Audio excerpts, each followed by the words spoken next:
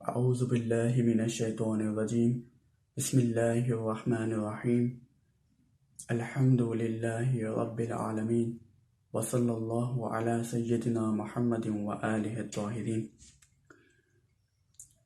آج کا ہمارے تیسرے درس کا عنوان عقیدہ امامت ہے۔ عقیدہ امامت کو سمجھنے سے پہلے اور اس کی ضرورت کو یعنی اس کی کیا ضرورت ہے سمجھنے سے پہلے میں آپ کو ایک مثال دینا چاہوں گا تاکہ سمجھنے میں آسانی ہو۔ مثال کے طور پر ایک شخص ہے جو اپنی زندگی میں ایک ادارہ کھولتا ہے یا ایک اسکول کھولتا ہے۔ وہ اسکول اتنا بڑا ہوتا ہے کہ جس کے اندر لاکھوں طالب علم، لاکھوں اسٹوڈنٹ آ کر پڑھ سکتے ہوں، اور وہ اس اسکول کے لیے بے انتہا محنت کرتا ہو، صبح شام اس میں محنت کرتا ہو، یہاں تک کہ جب اسکول بہت یعنی تیار ہو چکا ہو، بالکل ریڈی ہو چکا ہو،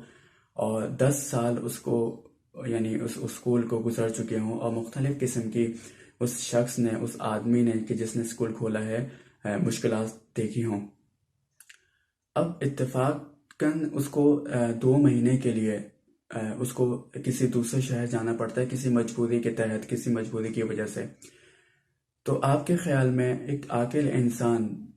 کیا یہاں پہ یہ شخص کہ جو یعنی جو اسکول کا مالک ہے، جو اسکول کے معاملات کو دیکھ رہا ہے مختلف قسم کے، کیا یہ شخص اگر 2 مہینے کے لیے کہیں جاتا ہے دوسرے شہر میں تو کیا اپنی جگہ پر کسی اور کو تعین کر کے جائے گا یا نہیں؟ مثلاً یعنی کوئی شخص ہوگا جو اس کے امور کو انجام دے، جو اس کے کام کو انجام دے، یا نہیں بس ارادہ کیا اس نے اور وہ اپنا اسکول چھوڑ کے چلا گیا؟ اگر ایسا ہوگا تو اسکول کے جتنے بھی معاملات ہیں وہ سب خراب ہو جائیں گے، اور جو اس نے ایک ہدف سوچا تھا اسکول کو بنانے کا، وہ 2 مہینوں میں وہ ختم ہو جائے گا۔ تو بس ایک عاقل انسان یہ کہتا ہے کہ لازمی یعنی بہت اہم ہے کہ اگر وہ چاہتا ہے کہ وہ اپنی محنت کو، جو اپنی پوری زندگی یا 10 سال جو اس نے محنت کی ہے اس کو بچانا چاہتا ہے، تو وہ ایک ایسے شخص کو انتخاب کرے، ایک آدمی کو لے کے آئے کہ جو اس کے اسکول کو بچا سکے، اور اس کے جو معاملات ہیں، اسکول کی مختلف قسم کی جو مشکلات ہیں اس کو ڈیل کر سکے، نہ کہ ایک ایسے شخص کو لے کے آئے جو اسکول کے لیے صحیح ثابت نہ ہو، یعنی اسکول اس کی وجہ سے خراب ہو جائے۔ بالکل یہی معاملہ ہم اگر دین اسلام کے حوالے سے لے کے آئیں تو بالکل ایسا ہی ہے۔ مثلاً تمام انبیاء علیہ السلام نے، یعنی اللہ تعالیٰ نے 1,24,000 انسانوں کی رہنمائی کے لیے انبیاء بھیجے۔ تمام انبیاء نے دین اسلام کے لیے، ایک ایسی حکومت کے لیے، ایک ایسی جگہ کے لیے قیام کیا کہ جہاں پر اللہ کی حکومت ہو، صرف اللہ کی حکومت ہو۔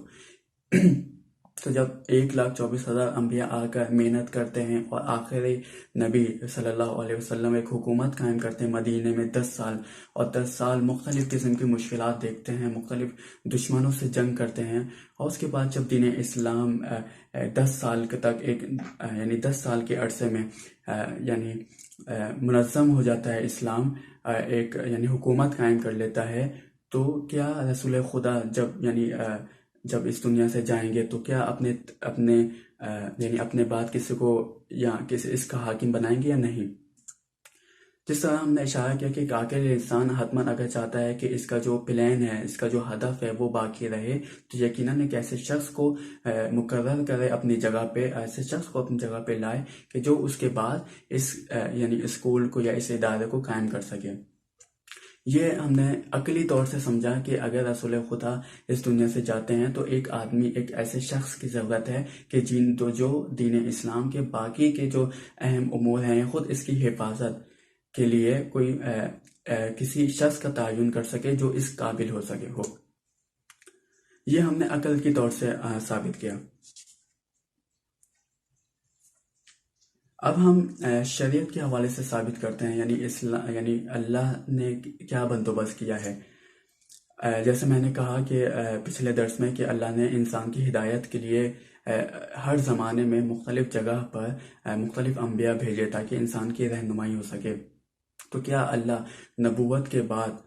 کیا انسانوں کو اکیلا چھوڑ دے گا اور کوئی رہنمائی کا بندوبست نہیں ہوگا؟ تو اللہ تعالیٰ نے اس کے اہتمام کے لیے جب رسول خدا صلی اللہ علیہ وسلم نے اپنی زندگی کا آخری حج پر جلائے تو راستے میں ایک جگہ پڑتی ہے، وہ ایک کنواں ہے کہ جس کا نام غدیر ہے. اس کنویں کی وجہ سے اس علاقے کا نام غدیر پڑ گیا. تو جب رسول خدا صلی اللہ علیہ وسلم اس جگہ پہنچے تو وہ لوگ جو بہت زیادہ آگے چلے گئے تھے رسول خدا نے ان کو پیچھے بلایا، اور وہ لوگ جو بہت زیادہ پیچھے تھے رسول خدا نے انہیں غدیر کے مقام پہ بلایا جس جگہ تھے. وہاں پر تقریباً 1,25,000 کے مجمع میں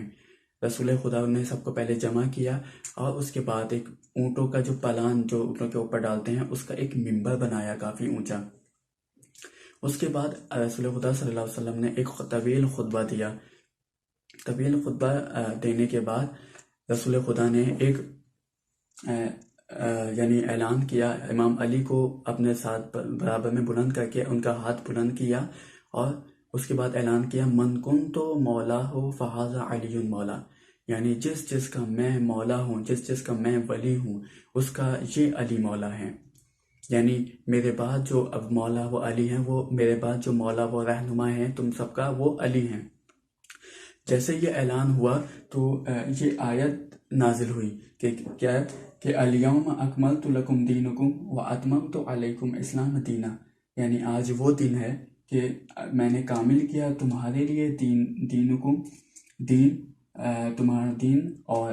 تمام کیا تم پر دین اسلام کو دین کے طور سے. تو بس یہ اس آیت سے یہ بھی ثابت ہوا کہ جب تک یعنی امامت کا سلسلہ نبوت کے بعد شروع نہ ہوتا تو جو دین ہے وہ کامل نہیں تھا. یہی وجہ ہے کہ یہاں پہ اللہ تعالیٰ کہہ رہا ہے اکمل، تو یعنی میں نے اب تمہارا دین کامل کر دیا، کہ جو نبوت کا سلسلہ جب امامت سے جڑ گیا تو اب امامت کا سلسلہ کیونکہ شروع ہونے والا ہے تو اب یہ اسلام کامل ہو گیا، مکمل ہو گیا، اور اس سے پہلے ناقص تھا.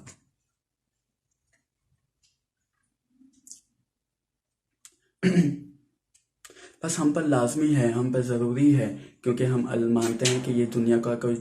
جو بنانے والا ہے وہ اللہ ہے، تو حکم بھی صرف اللہ کا چلے گا. اب اگر ہم اپنے طرف سے اپنے پاس سے کچھ لوگ بیٹھ کر کوئی یعنی اپنے طرف سے کوئی ایک بندہ کھڑا کرتے ہیں تو یہ اللہ کے قانون کے برخلاف ہے. تو ہمیں چاہیے کہ جو کچھ اللہ نے ہمیں دیا ہے وہ ہم لے لیں، اور جس چیز سے ہمیں اللہ نے روکا ہے ہم اس سے بچیں.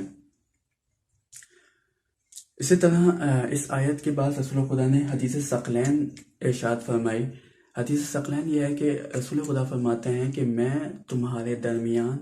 2 گرہ قدر یعنی بہت اہم بہت وزنی چیزیں چھوڑ کے جا رہا ہوں. یعنی میں جا رہا ہوں جو 2 چیزیں چھوڑ کر، اگر تم لوگ ان دونوں سے متمسک رہو گے، یعنی ان کو چھوڑو گے نہیں، ان سے وابستہ رہو گے، تو کبھی گمراہ نہ ہوگے، یعنی کبھی ہلاک نہ ہوگے. تو اس میں کیا ہے؟ ایک قرآن کتاب ہے، قرآن مجید ہے یعنی اللہ کی کتاب، اور دوسری میرے اہل بیت یعنی اطرت. اگر ان دونوں سے وابستہ رہو گے تو گمراہ نہیں ہوگے، یہاں تک کہ یہ دونوں مجھ سے حوض کوثر پہ آ کر ملاقات کریں گے.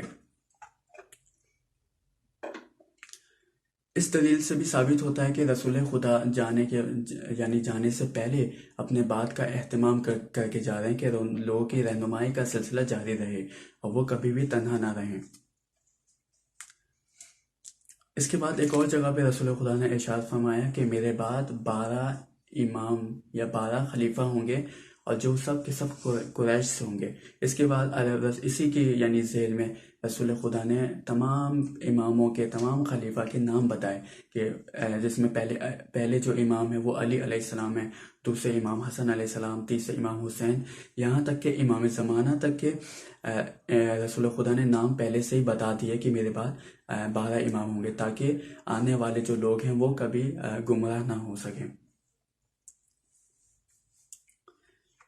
آج کا بھی زمانہ امام زمانہ علیہ السلام کا ہے کہ جو کبھی بھی زمین حجت خدا سے خالی نہیں رہی، یعنی